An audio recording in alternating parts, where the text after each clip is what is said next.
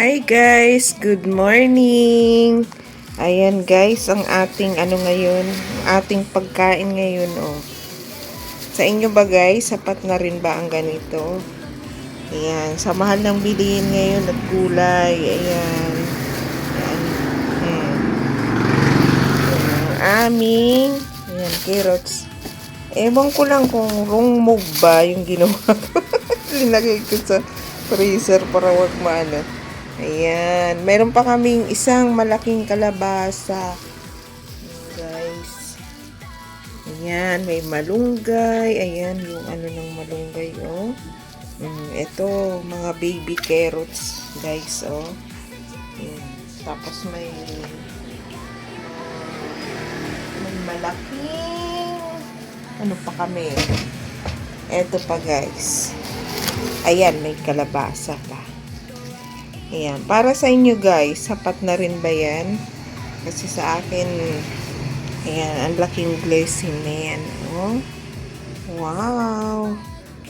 Ayan. Gulay is life tayo ngayon. Ayan. Sasahugan na lang natin ng bibili na lang tayo ng konting karne kung mayroong pambili. Ayan. Ayan. May malunggay. Ayan o. Ang dami nating malunggay.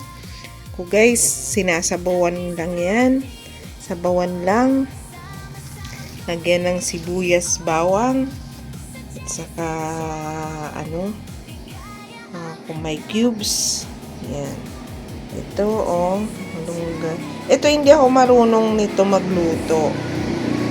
Ito, baby carrots. Baby cabbage. Yan, marami pa tayong carrots, oh. Maraming kamatis. May sibuyas. At, syempre, mayroon tayong tuyo, daing. Yan, meron pa tayo ditong sayote at kalabasa. Ayan. Ayan, tingin nyo guys, ano ang magandang luto dito sa mga to? Comment down below. Ayan guys, ang sarap niyan.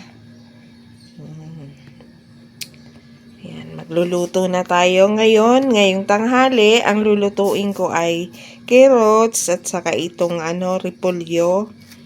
May konting natira ako doong konting manok at saka may konting baboy. Lalahukan ko na lang. Yun ang ulam namin ngayon ni Bunsuan. Ayan.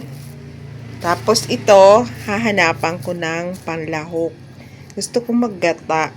Ayan. Gata na lang ang bibiling ko at saka panglahok.